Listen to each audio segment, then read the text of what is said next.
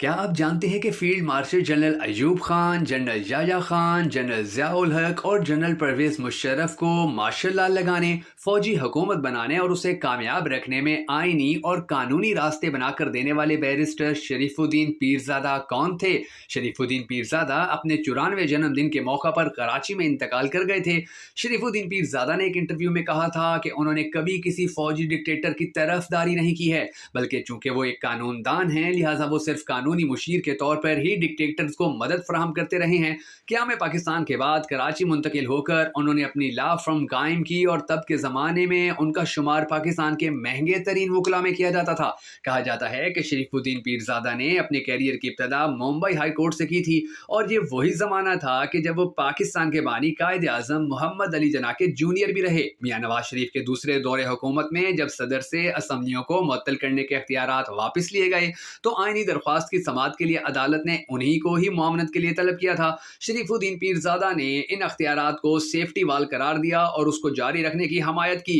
फिर उन अख्तियारात के तहत ही मोहम्मद खान जुनेजो, बेनज़ीर भुट्टो और मियां नवाज शरीफ की हुकूमतें मुअत्तल की गई थीं। पाकिस्तान के क़याम के सिर्फ 11 साल बाद जनरल अयूब खान के नाफिज किए गए पहले मार्शल लॉ की भी उन्होंने खुलकर हमायत की थी। पाकिस्तान में अदलिया ने जब भी फौजी हुकूमत को नजरिए ज़रूरत के तहत जिंदगी बख्शी तो उसमें हर बार शरीफुद्दीन पीरज़ादा की हिकमत अमली और दलाइल खास अहमियत के हामिल होते थे। वो आइन की तशरीह अपने नजरिए और सोच के मुताबिक अपना मुद्दा साबित करने में अक्सर कामयाब रहते।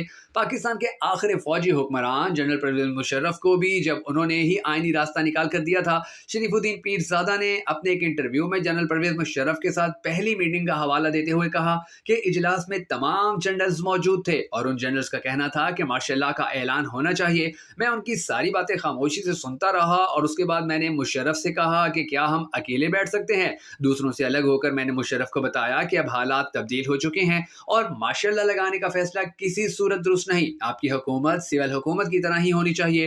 फिर शरीफुद्दीन पीरज़ादा ने ही जनरल परवेज मुशर्रफ को मुल्क का चीफ एग्जीक्यूटिव बनने का मशवरा दिया और इस मनसब के लिए आईनी ड्राफ्ट भी उन्होंने ही बनाकर मुशर्रफ के हवाले किया था। ये काम भी बिल्कुल वैसा ही था कि जिस तरह माजी में उन्होंने जनरल ज़िया-उल हक को ड्राफ्ट बनाकर दिया था, लेकिन इस बार इसमें कुछ तब्दीलियां की गई थी। परवेज मुशर्रफ ने ड्राफ्ट देखकर कहा कि इसमें तो मार्शल लॉ का कहीं जिक्र ही नहीं है और ऐसी सूरत में लोग हमारे अहकामात नहीं मानेंगे। जिसके बाद उन्होंने मुशर्रफ को यकीन दहानी कराई कि ऐसा नहीं होगा क्योंकि सियासी जमातें उनकी हमायत पहले ही कर चुकी थीं। पाकिस्तान में जब साबिक चीफ जस्टिस इफ्तिखार मोहम्मद चौधरी की मुअत्तली के बाद मुल्क में वकला की सबसे बड़ी जिद्दोजहद चली तो शरीफुद्दीन पीरज़ादा अपनी कम्युनिटी के साथ डटकर खड़े नजर नहीं आए। उन्होंने इफ्तिखार चौधरी के खिलाफ रेफरेंस से लाइल्मी का इजहार किया था और कहा था कि अगर उन्हें मालूम होता तो वो इसकी मुखालफत करते। उन्होंने अक़वाम मुत्तहिदा की जनरल असम्बली में कई बार पाकिस्तान की क़यादत की और वहाँ की ह्यूमन राइट्स काउंसिल और सिक्योरिटी काउंसिल में खिताब किया।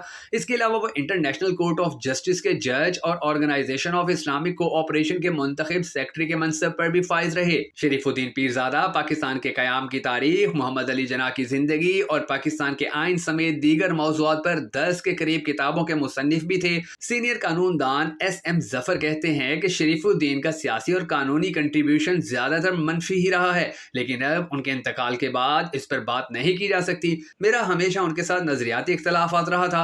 पीरज़ादा का नजरिया ये था कि वकील वकील है, उसको ये नहीं सोचना चाहिए कि वो किसकी नुमाइंदगी कर रहे हैं, और इसी नजरिए पर चलते हुए उन्होंने अपनी सारी जिंदगी गुजार दी। दोस्तों, आप पीरज़ादा मरहूम के बारे में क्या राय रखते हैं कमेंट सेक्शन में हमें जरूर बताइएगा। और अगर आपको हमारी ये वीडियो पसंद आई हो तो हमें सपोर्ट करने के लिए इसे लाइक और शेयर भी जरूर कर दीजिएगा।